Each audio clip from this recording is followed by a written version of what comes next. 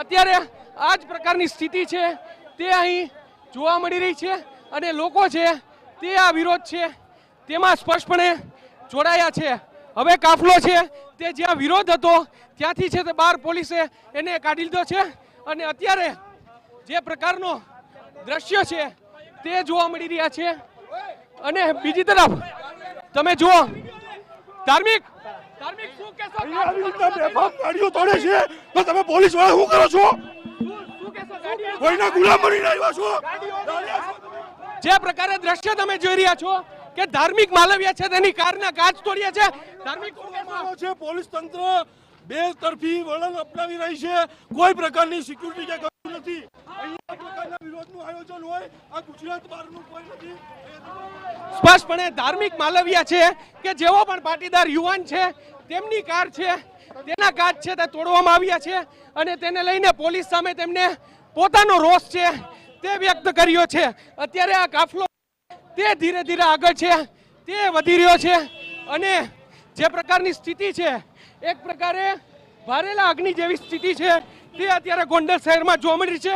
કારણ કે દરેક ચોકે ચોકમાં અને દરેક જગ્યાએ એક તરફ કથિરિયા છે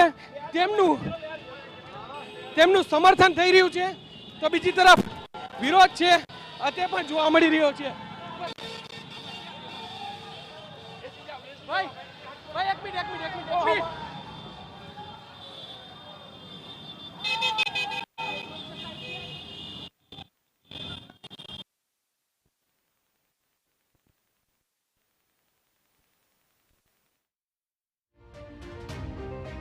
તો ભારે લાગણી જેવી સ્થિતિ હાલ ગોંડલના રાજકારણમાં જોવા મળી રહી છે કે જ્યાં અલ્પેશ કથિરિયા અને તેમના જે પાટીદાર સાથીદાર છે તેઓ પણ અત્યારે ગોંડલ પહોંચી ગયા છે।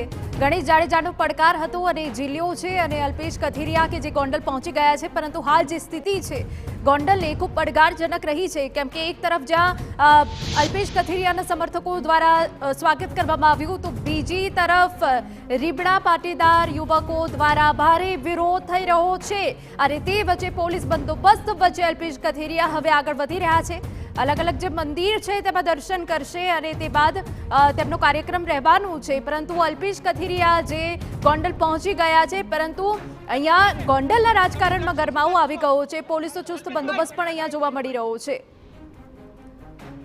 તો એક બાજુ જ્યાં અલ્પેશ કથિરિયાનું સ્વાગત થઈ રહ્યું છે અને બીજી તરફ કે જ્યાં પાટીદાર યુવાનો દ્વારા વિરોધ પણ થઈ રહ્યો છે।